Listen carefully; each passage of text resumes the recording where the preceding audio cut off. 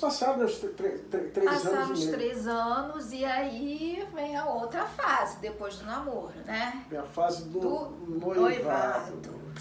Aí eu vou começar com... Eu me lembro desse dia, esse dia foi muito, muito marcante. A gente estava chegando da rua, eu, ela e os pais dela, acho que de um casamento, de uma festa. Acho que foi casamento, por isso que a minha sogra citou isso. E a gente estava conversando, um casamento bonito e tal. E de repente a minha sogra solta uma, Dona Vera: Cláudia, acho que já está na hora de vocês ficarem noivos, né? Já são 3 anos e meio, e aí eu não sei como, não me lembro qual foi a reação da Alessandra. Aí foi como aquela primeira palavra dela de: você é o homem que eu gostaria de viver, passar o resto da minha vida. Eu falei: caraca, mais um aperto, né? E aí a gente, eu atendi aquela ideia dela, eu entendi e atendi aquela ideia prontamente. Eu estava para fazer uma viagem para Recife. Eu estava para terminar a faculdade também, porque isso era uma... A gente já falava de casamento, na realidade, né? A gente não começou a falar de casamento depois que ficamos noivos. A gente já falava sobre casamento. Só que eu estava terminando também já a faculdade, então eu tinha essa condição que meu pai tinha colocado, né? Então, e aí eu faço a viagem para Recife e ela também, o navio ficou 30 dias em Recife. Então, tivemos a oportunidade do meu pai morar lá, a família do meu pai mora lá, e eu pedi ao pai da Alessandra, meu sogro Laelso, se ela podia ficar na casa lá das minhas tias. E aí meu pai foi na época que eu me formei, então meu pai me deu como um presente de formatura se eu queria ir para casa da tia dele, né? Aí eu falei: então eu quero ir. E aí eu fiquei lá uns dias, né? Em Recife, depois a irmã dele foi também, a Cláudia, Isso, né? foi um tempo bom ali. Foi. Ali a gente comprou a nossa aliança, que é essa daqui, Que é a mesma até hoje, foi de noivado. De 1995, e em casamento. junho, a gente comprou a aliança numa loja do shopping lá de Boa Viagem. E aí foi o primeiro passo que a gente... Ficamos noivos em julho. Em julho, quando eu desembarquei, vim para casa, ficamos noivos. E aí, a Alessandra, para consolidar esse ato de noivado, sabe o que ela faz? O que eu fiz? Comecei a rir. Não começou a rir. Eu comecei a rir também, de nervoso. Não, mas não no ato do noivado em si. Você ficou muito nervosa, você riu. Gente, eu fiquei tão nervosa porque eu fiquei com vergonha. Foi aquela coisa bem formal mesmo. Eu comecei a rir. As nossas famílias. Mas eu não me lembro de... Não, foi depois. Ela comprou o nosso primeiro... sim. Tinha aquela coisa de fazer enxoval, né? Eu tinha uma amiga que vendia Tupperware. Aí eu comprei pote de... escrito açúcar. Açúcar, gente. Achei o máximo aqui. Aí ela falou assim, aqui, ó. Eu comprei pra nossa casa já. Aí eu na minha, né? Ai, meu Deus do céu, um pote de açúcar. Eu falei depois pra ela: por que um pote de açúcar, né? Aí ela falou assim: por que você tá rindo? Qual foi a sua resposta? Você lembra? Eu não lembro, eu vou lembrar. Não. Açúcar, o ingrediente perfeito para adoçar o casamento. Isso aí. Eu sempre muito criativa, né, gente? Mas tem uma que lembra de mais coisa que eu, né? Aí nós ficamos noivos. Começamos a organizar as coisas, comprar... Além do pote de açúcar, daquela coisa de a gente já começar a abrir uma conta, né? Começar a pensar junto, né? Pensar juntos. E aí, é aí que eu gosto muito de um texto bíblico, né? Quando a Bíblia fala assim: o homem, ele vai deixar o seu pai, sua mãe, e vai se unir à sua esposa, os dois vão se tornar uma só carne. Aí eu trabalho essa questão. Eu saí da casa dos meus pais, saí lá do bloco 5, vim até o bloco 2, e falei assim para o meu sogro, nessa agora, eu quero casar com a filha de vocês, eu amo a filha de vocês, peço autorização para que ela seja a minha esposa. Vocês deixam, vocês me dão essa bênção. É isso que eu entendo o que a Bíblia quer dizer. E aí eles autorizaram, e Alessandra, eu estou dizendo para o meu sogro assim: olha, a partir do momento que a gente se casar, quem vai cuidar dela sou eu. Então todo o cuidado que a Alessandra tinha dos pais, né, os pais sendo o porto seguro dela e do irmão dela, a segurança na casa, da alimentação, do vestuário, da educação, eu passaria de certo modo, a cuidar da Alessandra. E nós dois nos tornaríamos com um propósito. Ela continua sendo a Alessandra, eu o Cláudio, mas tudo nosso é com um único propósito. Ela caminha na individualidade dela, mas com um propósito junto ao meu, né? Foi por isso que a gente entende casamento como sendo isso. Esses dois em um, né? Nós não deixamos de ser inteiros, né? Mas a gente tem sempre voltado um para o outro. O que ela sentiu, eu vou sentir. Nós não estamos competindo, né? Nós não somos rivais, né? Nós somos cúmplices, né? Nós temos que entender que no casamento, se o cônjuge está com algum problema, eu também estou com problema. Se está com alguma dor, eu também vou estar com uma dor. E o noivado, ele ainda é a continuidade do namoro, no sentido de se perceber com quem você está, quem está ao seu lado. Continuar avaliando qual é essa pessoa que está do seu lado, né? Como ela reage a algumas atitudes, como ela se comporta, se há realmente o respeito, se continua se tendo respeito ou não. Então, assim, é um tempo de observação que muitas vezes a moça, né, o rapaz entra naquela questão do noivado, né, de tantas coisas que você tem para resolver, de festa, se você for fazer festa, né, onde você vai morar, no enxoval, e que algumas coisas passam desapercebido. Então, às vezes, nos pequenos detalhes, né, do noivado, que é um período onde você vai fazer mais coisas juntos, né, você vai... Deixa um pouco a sua Você vai individualidade, planejar né? junto com ele a sua vida. Então, se você trabalha, ele trabalha, como vai ser a questão financeira?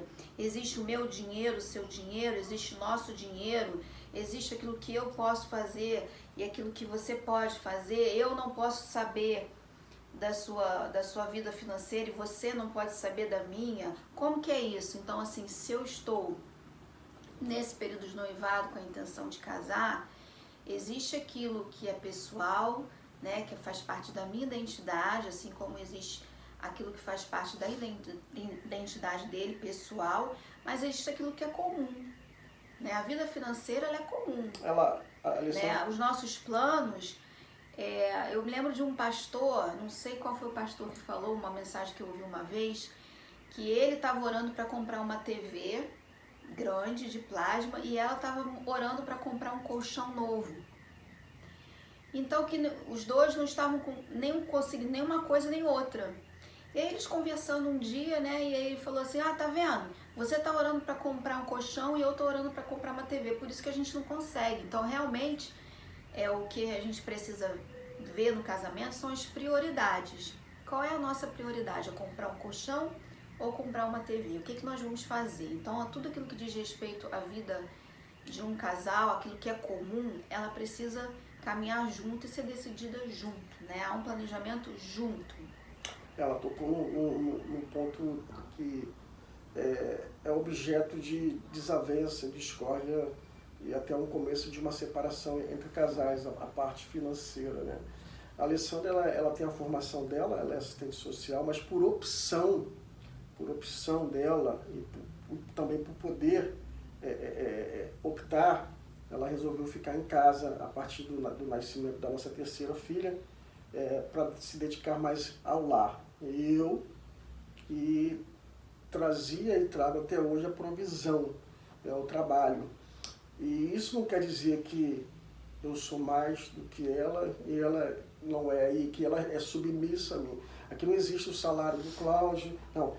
Tanto é que ela que administra tudo, né? Tudo está na mão dela. Nós mulheres somos boas para administrar. Ela administra tudo e dou graças a Deus por isso, porque alguém tem que estar em casa e alguém tem que trabalhar. Eu sei que existem muitas situações de que os dois têm que sair para trabalhar, mas tem alguém que está cuidando também, seja avó, seja creche, o que for.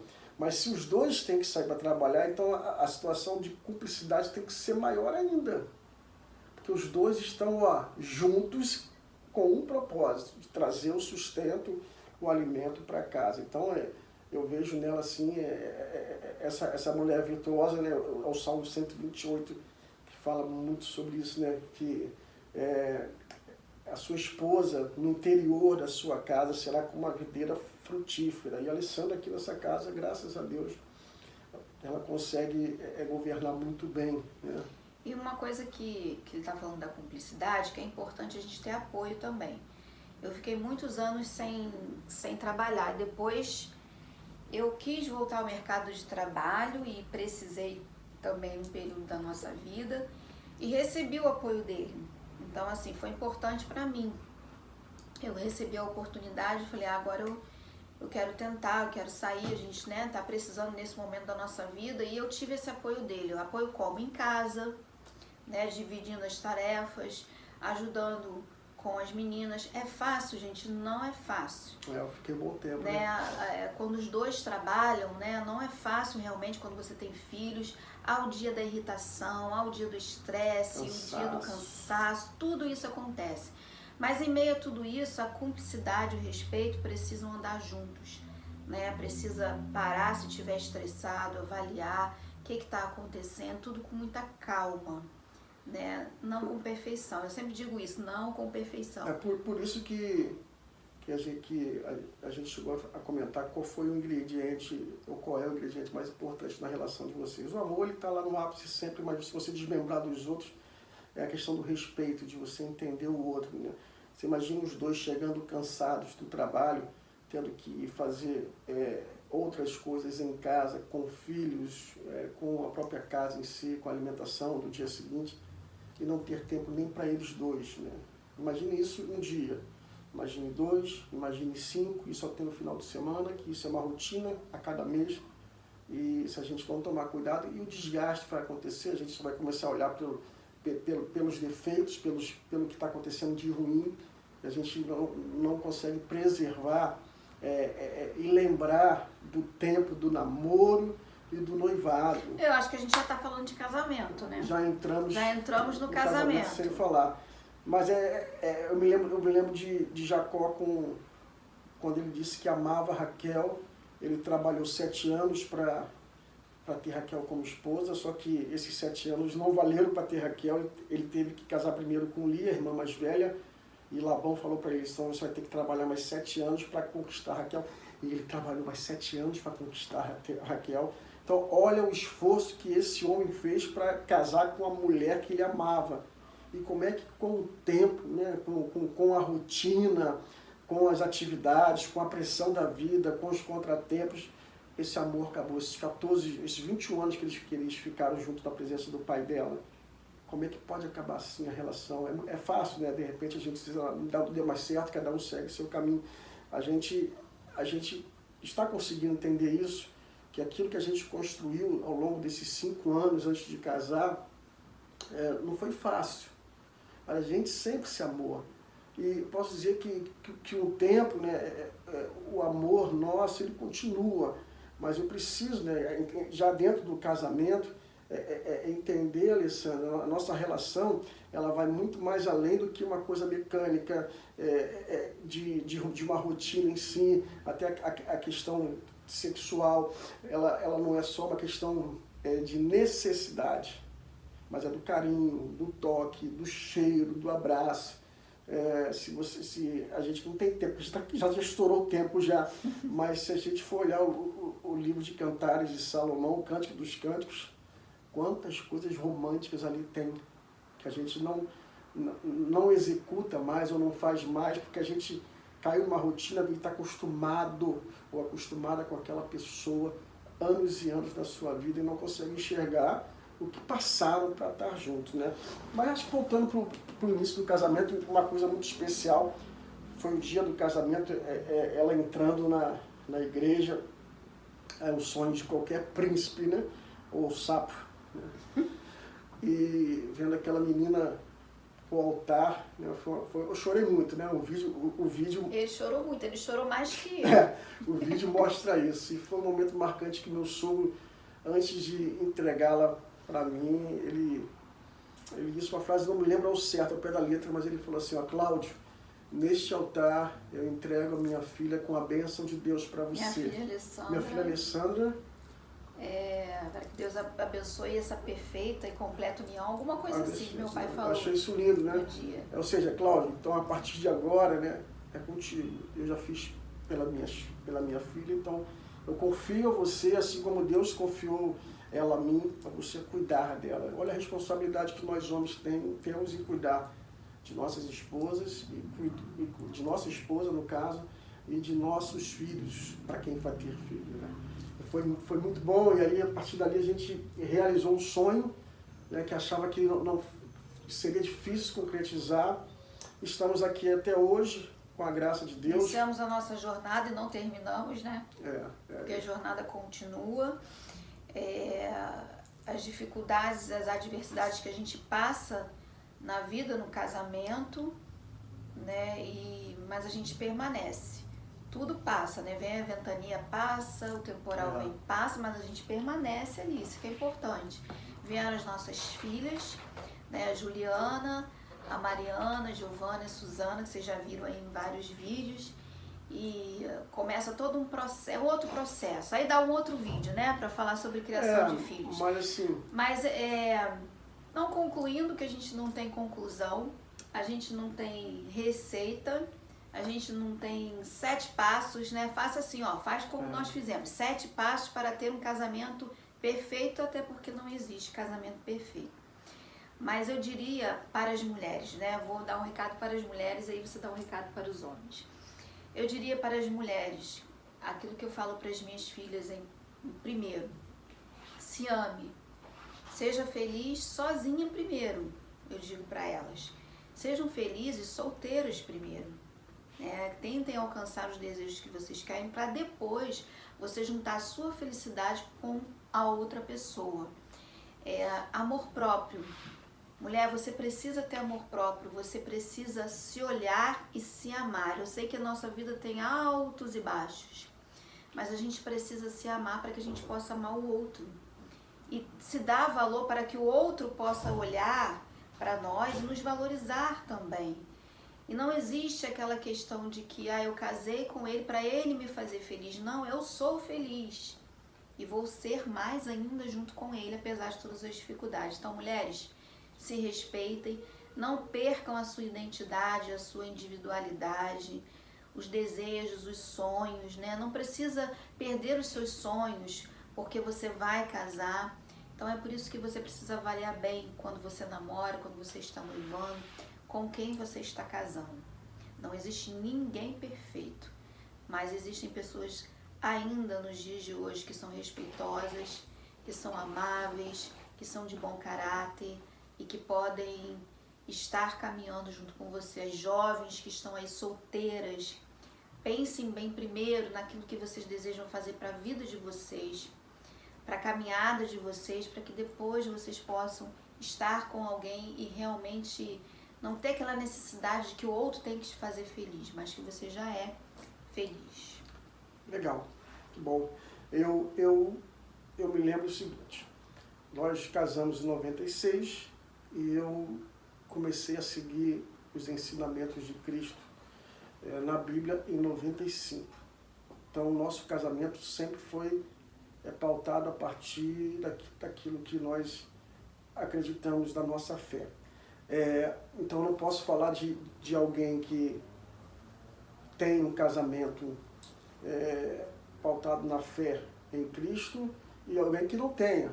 Mas eu sei que existem muitos casamentos que estão perdurando até hoje, que não são pautados ou diretamente não são baseados nos ensinamentos de Cristo, mas muitos e muitos e muitos. Então, eu não quero dizer que esse é o motivo de casamentos perdurarem, mas eu quero dizer que a partir do momento, homens, em que eu coloquei a minha fé em Cristo e casei com a Alessandra, tudo aquilo que eu busquei fazer foi pautado nos ensinamentos, né?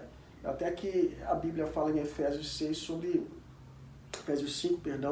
sobre a questão de Cristo e a igreja, e a relação do homem e da mulher com o casamento, né? Que Cristo ele se sacrificou pela igreja, né? Assim como o homem ele tem que se sacrificar pela sua esposa, pela sua mulher, pela sua família.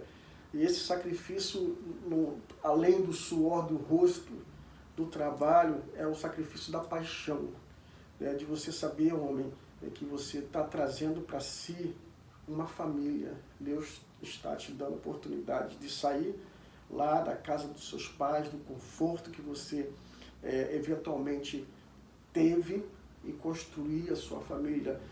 Quando se fala em construir, desde a base, desde o alicerce, ali para quem entende, eu não entendo, mas cavar o buraco, fazer as sapatas, fazer as colunas, e construir a sua casa.